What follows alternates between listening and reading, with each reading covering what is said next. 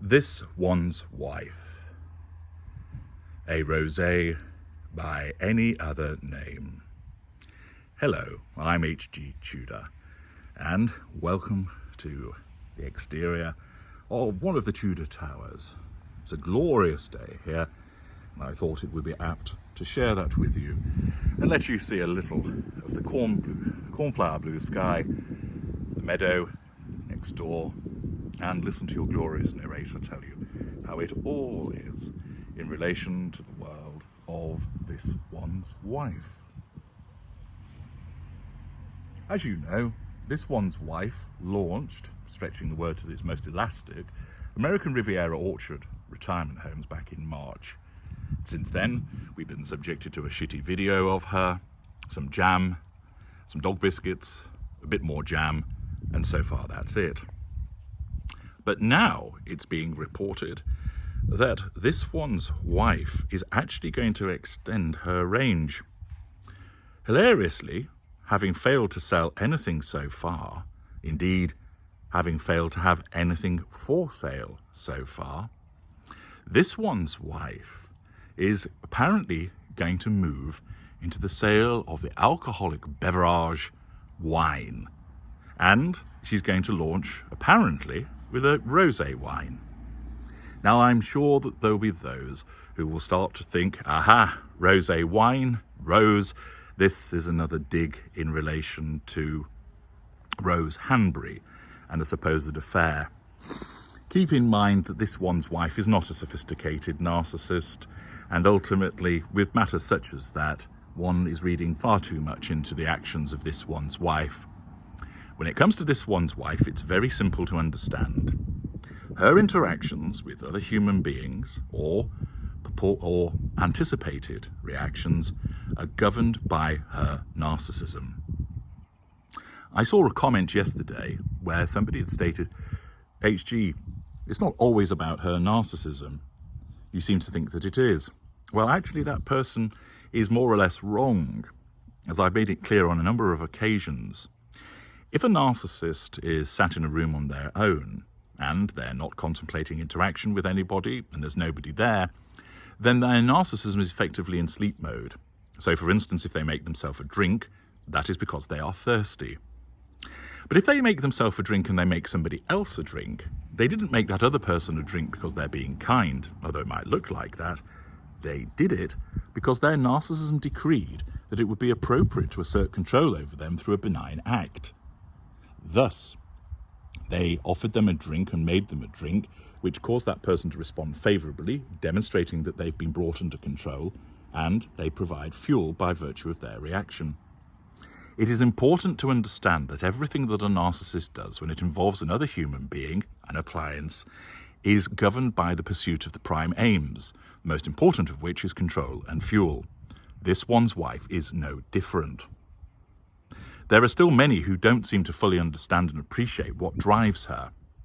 Yes, there is envy. Yes, there is jealousy. Yes, there is hatred. Yes, there is cognitive empathy. But that's all the tools that are at the disposal, with many more, that the narcissism uses to get her to the destination of the prime aims. Thus, in order to make her assert control, it makes her envious of something, for instance, that Prince William has achieved. Thus, it causes her to then launch some PR puff piece. The envy is the means of getting This One's Wife to engage in that behaviour for the purposes of ensuring she pursues control and fuel. Similarly, in order to launch a new product, her narcissism has caused her to decide that's what it will be for the purposes of asserting control over the general public and those that might purchase it, those that might react to it. The suggestion is that she might make millions out of this. Somehow, I doubt it, because there really isn't going to be that many people particularly interested. ARO is dead in the water, and furthermore, whoa, a celebrity entering the alcoholic beverage field. That's not been done before, has it? There are countless celebrities that have their own gins, etc., and therefore for this one's wife to enter a relatively crowded marketplace, given the fact that she's unpopular also, does strike me as another ill thought out move on her behalf. Of course, what she wants to do is conjure up that idea of the Californian sunshine in a rosé wine. I saw that the New York Post talked about a particular drink whereby the wine is frozen to almost make some kind of slush drink. And one envisages that she'll be trying to capture the essence of a sunny Californian day in her drink. But it is another ill thought out action. But once again, it is done for the pursuit of the prime aims, to enable her to assert control over the audience by talking about this new product. This is triangulation. She is triangulating the audience with an object. Triangulation can also take place with a person, an event, as well as an object. And thus the narcissist triangulates somebody with that object in order to elicit a response for the purposes of gaining control or maintaining control and drawing fuel by way of that appropriate response. This is simply what this one's wife is doing on this occasion. In order to try and remain relevant, in order to be talked about, particularly, remember, in light of the fact that the royal family have been knocking it out of the park recently, Trooping the Colour, Catherine's reappearance,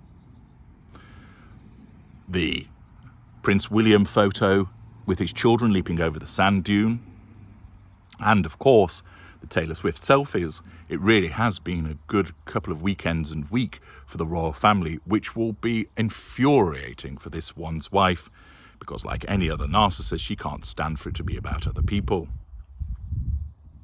Thus, she needs to come back with something, and the best that she can muster has been the dog biscuits and jam, which was hilarious, and now it's to talk about rosé wine. Is there a rosé wine in existence from her? No. Do we know what its name is? No.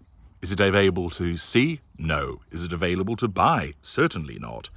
And thus, all we have once again from this particular mid-range narcissist is the talk. And as you know, if the narcissist can achieve the prime aims just by talking rather than doing, that's what you'll get. So it remains to be seen whether this rosé wine will ever see the light of day, or whether, once again, it's just a simple act of triangulation by object, through this one's wife talking about it for the purposes of trying to pursue the prime aims. What do you think, valuable viewers?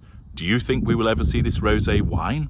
If so, what do you think it'll be called? I'm sure that you can come up with some suitable names for this particular wine. Let me know in the comments section. I'm HG Tudor. Thank you for listening.